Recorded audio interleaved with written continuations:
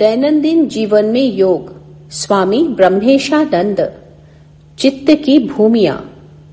पतंजलि के द्वारा वर्णित चित्त के स्वरूप को समझने के लिए हमें चित्त की भूमियों, चित्त वृत्तियों एवं चित्त की क्रियाओं को समझना होगा। चित्त की भूमियां। पतंजलि योग सूत्र के दूसरे सूत्र में कहते हैं, योगश्चित्त वृत्ति निरोधः, अर्थात चित्त वृत्ति निरोध योग कहलाता है। अब प्रश्न उठता है कि चित्त, वृत्तियां तथा निरोध, इन तीन शब्दों का इस सूत्र में उल्लेख किया गया है, इनका क्या अर्थ है? पतंजलि चित्त की वृत्तियों का वर्णन आगे करेंगे, लेकिन व्यासदेव, स्वामी विवेकानंद आदि अनेक व्याख्याकारों ने चित्त तथा निरोध को समझाने के लिए इस सूत्र की विस्तृत व्याख्या की है। उन व्याख्याओं में कुछ अत्यंत महत्वपूर्ण साधनोपयोगी बातें हैं, जिन्हें हमें अच्छी तरह समझ लेना चाहिए। स्वामी विवेकानंद चित्त की तुलना एक सरोवर से करते हैं और उस पर उठ रही तरंगों की तुलना चित्त वृत्तियों से करते हैं। कल्पना कीजिए कि एक सरोवर के तल में प्रकाश का एक गोला बल्ब जल रहा है। सरोवर का जल हिलडुल रहा है और उसकी सतह पर लहरें उठ रही हैं। ऐसी स्थिति में बल्ब का प्रकाश लहरों के साथ मिल जाएगा और लहरें ही प्रकाशित दिखाई देंगी। अब यदि लहरें पूरी तरह शांत हो जाएं और सरोवर के जल में किसी प्रकार की हलचल ना हो तो क्या होगा? तल में विद्यमान बल्ब स्पष्ट रूप से दिखाई देगा। चित्त वृत्ति निरोध इसी प्रकार की प्रक्रिया है, जिससे मन रूपी सरोवर पर उठ रहे विचारों को पूरी तरह शांत किया जाता है। ऐसा करने पर चित्त सरोवर के नीचे विद्यमान चैतन्य का प्रकाश स्पष्ट रूप से दिखाई देने लगता है। टीकाकारों ने चित्त भूमि का उल्लेख एक नई बात को हमारे सामने प्रस्तुत किया है। व्यासदेव कहते हैं कि चित्त की 5 प्रकार की भूमियां होती हैं: क्षिप्त, मूढ़, विक्षिप्त, एकाग्र और निरुद्ध। चित्त भूमि के इस सिद्धांत को अच्छी तरह समझे बिना हम योग शास्त्र के उद्देश्य और साधनाओं के औचित्य को नहीं समझ पाएंगे। सामान्य लौकिक भाषा में भूमि किसे कहते हैं? भूमि शब्द पृथ्वी के लिए प्रयुक्त होता है। हम बोलचाल की भाषा में कहते हैं कि अमुक भूमि बंजर है या अमुक पथरीली भूमि है, अमुक काली मिट्टी की भूमि है अथवा अमुक रेतीली भूमि है। किसी स्थान विशेष पर पृथ्वी की गहराई की बनावट जैसी होती है, उसे उसी प्रकार की भूमि कहा जाता है। यह तो सर्वविदित ही है और आसानी से समझा भी जा सकता है कि हमारा मन चेतन स्तर पर उठ रहे विचार मात्र नहीं है। पाश्चात्य मनोविज्ञान के अनुसार मन के कई स्तर हैं। उसके अनुसार मन एक त्रिकोण या पिरामिड की तरह है, जिसकी 8 परतें हैं। सबसे ऊपर का दिखाई देने वाला चेतन मन केवल एक 8वां अंश मात्र है। उसके नीचे अवचेतन मन है। उसके भी नीचे व्यक्तिगत अचेतन, पारिवारिक अचेतन, सामुदायिक अचेतन आदि अनेक स्तर हैं। तात्पर्य यह है कि चित्त की बनावट, उसकी सहज या स्वाभाविक अवस्था चित्त भूमि कहलाती है। अब दृष्टांत को चित्त सरोवर पर लगाएं। एक तो सरोवर की तलहटी है और दूसरा है उसकी ऊपरी सतह, जिस पर तरंगे उठती हैं। इन दोनों के बीच की गहराई सरोवर की भूमि कहलाएगी। यह 5 प्रकार की हो सकती है: क्षिप्त, मूढ़, विक्षिप्त, एकाग्र और निरुद्ध।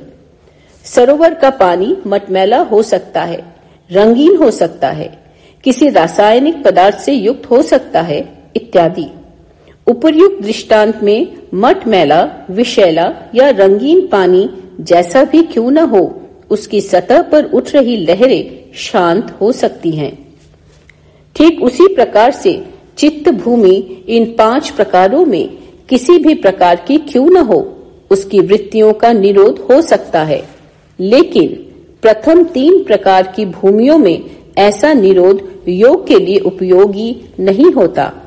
तात्पर्य यह है कि जब तक चित्त की एकाग्र या निरुद्ध भूमि ना हो तब तक वह योगोपयोगी नहीं होता।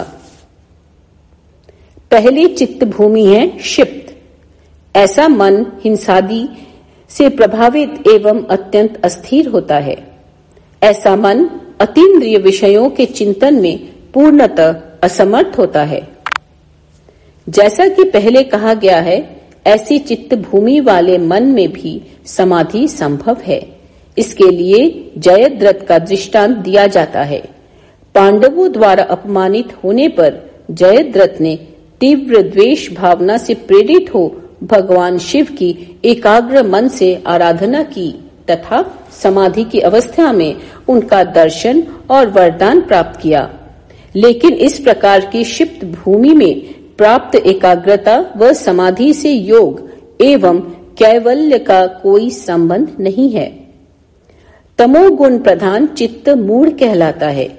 ऐसा व्यक्ति स्वभाव से ही आलसी, प्रमादी, निद्रालु होता है तथा काम कांचन में अत्यंत आसक्त रहता है।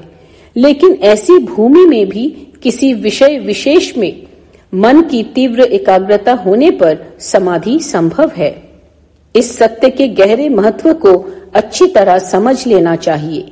कोई भी आसक्त विषयी क्रूर प्रकृति का व्यक्ति भी तीव्र एकाग्रता तथा समाधि प्राप्त कर सकता है, किंतु ऐसी समाधि से उसकी क्रूरता अथवा वासना की वृद्धि ही होती है और जगत का भी अकल्याण होता है।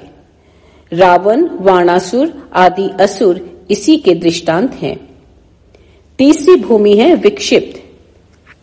ऐसा मन कभी कभी एकाग्र हो जाता है। हम लोगों में से अधिकांश का मन ऐसा ही होता है, कभी एकाग्र, कभी चंचल। अच्छी वृत्तियों की कमोवेशी मात्रा में अनुसार ऐसे विक्षिप्त मन के असंख्य भेद हो सकते हैं। तपोभ्रष्ट योगियों और ऋषियों का मन भी इसी श्रेणी में आता है। एक वृत्ति प्रभाव अर्थात एकाग्रता जिस चित्त का स्वभाव है, वैसा चित्त एकाग्र भूमि चित्त कहलाता है। उस चित्त से संप्रज्ञात समाधि संभव है। स्वामी विवेकानंद का मन इसी प्रकार का था। वे जो भी कार्य करते थे वह पूरी एकाग्रता से करते थे, भले ही वह कोई पुस्तक पढ़ना हो, ध्यान करना हो अथवा निशाना लगाना इत्यादि। मुक्ति प्राप्ति हेतु क्षणिक सत्य ज्ञान पर्याप्त नहीं है। उस सत्य ज्ञान को स्थिर और स्थायी बनाए रखना आवश्यक है। यह एकाग्र भूमि में होता है। इस भूमि में जिन क्लेशों, दोषों का त्याग होता है वह स्थायी होता है। अधिकांश व्यक्ति गुण दोष की समझ को रखते हैं, गुणों को ग्रहण और दोषों का त्याग करना भी चाहते हैं, लेकिन चित्त की चंचलता के कारण यह स्थायी रूप से नहीं हो पाता। एकाग्र भूमि चित्त की यह विशेषता है कि वह इच्छानुसार दोषों को त्याग भी सकता है और गुणाधान भी कर लेता है। जब बार बार के अभ्यास द्वारा निरोध अवस्था स्वाभाविक हो जाती है, तब चित्त की निरोध भूमि होती है। श्री रामकृष्ण का मन इसका सर्वश्रेष्ठ दृष्टांत है। सर्वप्रथम एक बार समाधि में उन्हें मां जगदम्बा का दर्शन हुआ, लेकिन वे इससे संतुष्ट नहीं हुए और तीव्र साधना द्वारा उन्होंने बार बार दर्शन पाकर उस निरोध अवस्था को स्वाभाविक बना लिया था। उपर्युक्त विश्लेषण से यह समझ में आ जाएगा कि साधक के लिए चित्त वृत्ति निरोध ही पर्याप्त नहीं है। वह तो कोई भी किसी परिस्थिति विशेष में कर सकता है, परंतु बात है कि चित्त भूमि का परिवर्तन यम नियम आदि के द्वारा किया जाता है। नैतिक जीवन तथा सत्य, अहिंसा आदि का पालन भी ध्यान धारणा के अभ्यास की तरह आवश्यक है।